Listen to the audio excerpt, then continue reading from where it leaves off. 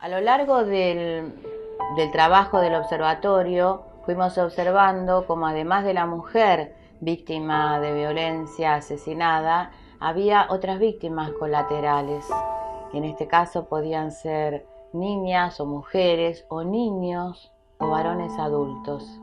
Desde la Casa del Encuentro trabajamos para decidir que estos serían femicidios vinculados, porque estos femicidios están vinculados directamente hacia el objeto directo de la agresión, que es la mujer.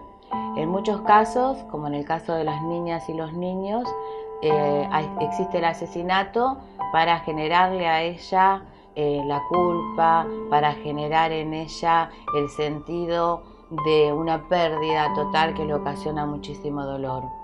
En el caso de las nuevas parejas de la mujer pasa exactamente lo mismo, y también hay padres o hermanos o vecinos que son asesinados por quedar en la línea de fuego del agresor. También son femicidios vinculados.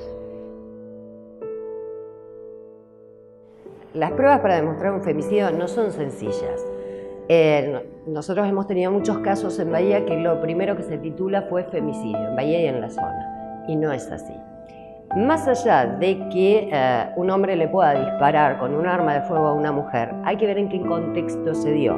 Hay que ver si esa mujer estaba en igualdad de condiciones o estaba siendo sometida y era asesinada por su condición de mujer, no de persona. Entonces yo tengo que analizar el contexto general. Si previo a eso había una relación de cualquier tipo, es más sencillo, ¿sí? Porque yo puedo buscar si hubo hechos de violencia, si hubo algún tipo de sometimiento, amenaza o coacción.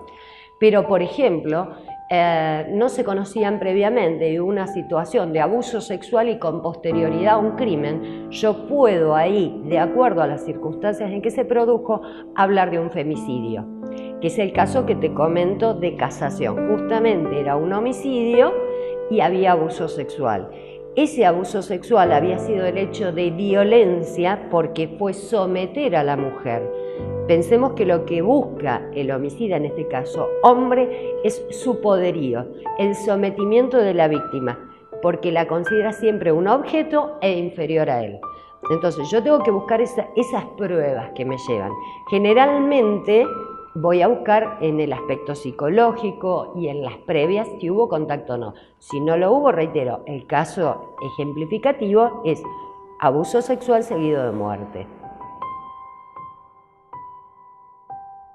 Desde la Casa del Encuentro, pensando justamente en las víctimas colaterales, que son las hijas y los hijos de las mujeres asesinadas, desde hace muchísimos años presentamos, exactamente en el año 2015, un proyecto que se denominaba Pérdida de la Patria Potestad. Bueno, ese proyecto entró en el Congreso en el año 2015, desde ese momento se presentaron 7 proyectos más, luego se unificaron en uno solo y ahora se cambió la denominación porque cambió el código, ahora se llama responsabilidad parental, significa lo mismo.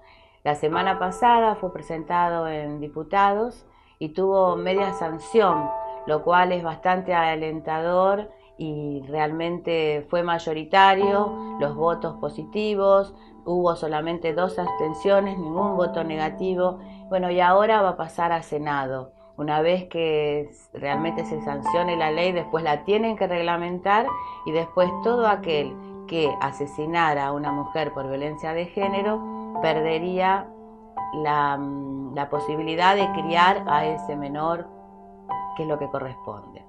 Y la ley Brisa en realidad habla de una reparación económica, porque nos encontramos con muchísimos niños y niñas víctimas colaterales de este femicidio, donde quedan con las familias, pero las familias tienen poquísimos recursos, entonces con mucho amor, pero es muy difícil poder tratar de contenerlos, o darle indudablemente una asistencia psicológica, los alimentos. Así que bueno, la ley Brisa habla en definitiva de una reparación económica, el equivalente a una jubilación mínima por cada niño o niña y también una cobertura integral de salud. La ley Brisa no es incompatible con otras asignaciones que perciba el menor, como puede ser AUCH, Asignación Universal por Hijo. Y bueno, la verdad que estamos muy esperanzadas con que se apruebe esta ley. La ley fue presentada el 20 de octubre del año pasado en el Senado con el acompañamiento del senador Linares, el senador Abal Medina y un senador Martínez de la Unión Cívica Radical. Así que bueno, pasó 2 comisiones, ahora esperemos que la banca de la mujer lo trate para que Brisa pase a diputados y realmente sea una realidad. Los avances que ha habido en los últimos años tienen que ver en la parte legislativa, en la parte de hablar los temas. Avances concretos no, porque la realidad es igual o peor que la del año pasado. Si se quiere, se puede explicar un poco esto. También hay como una reacción, ¿no? Cuando se toca a un sector de privilegio, en este caso los varones, o puede ser otro tipo en otro ámbito, ese sector de privilegio reacciona. Puede reaccionar en forma virulenta o puede reaccionar de otras maneras. Una de las reacciones muy notables que se vio con el Ni Una Menos es que simultáneamente se estaban proponiendo consignas que decía nadie menos. O sea, se pretendía invisibilizar esta demanda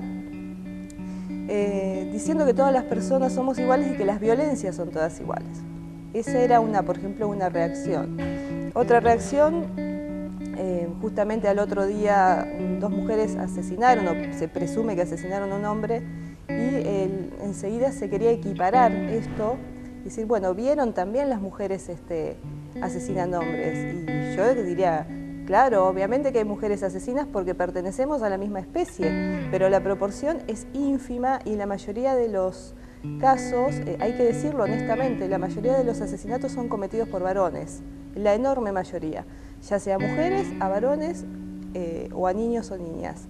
Esa es una realidad que no nos podemos negarla por más que nos resulte complejo de aceptar. Por supuesto que hay mujeres crueles, mujeres que matan a algún compañero varón, pero lo que sí una llega a ver es que cuando una mujer mata a un hombre, en la mayoría de los casos es porque está harta de las pisas y de situaciones de violencia. Entonces hay un punto que dice basta y los termina matando. A un punto tan extremo que las mujeres que matan a sus parejas para dar un fin al ciclo de violencia y están en la cárcel dicen, por fin soy libre. Es decir, tienen que ir a la cárcel para sentirse libres. Me parece que el avance es más en lo mediático o en el impacto que generan los medios. Es decir, hay una mujer que fue víctima de un crimen, entonces lo llamamos femicidio, que lo que se buscó realmente que era la reducción de estos casos, porque crímenes de hombres en manos de mujeres también tenemos y no generan tanto impacto y sigue siendo una vida.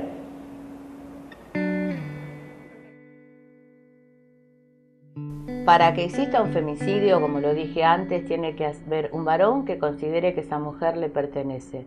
Esto es una cuestión cultural. Por lo tanto, nos va a llevar tiempo desandar esta cultura. Pero bueno, indudablemente hemos comenzado ya hace años a visibilizarlo. Tenemos que trabajar entre toda la sociedad, papás y mamás, educar a hijas e hijos sin estereotipos de género. Sería una manera de seguramente descender los índices de violencia de género, por ende descender los femicidios.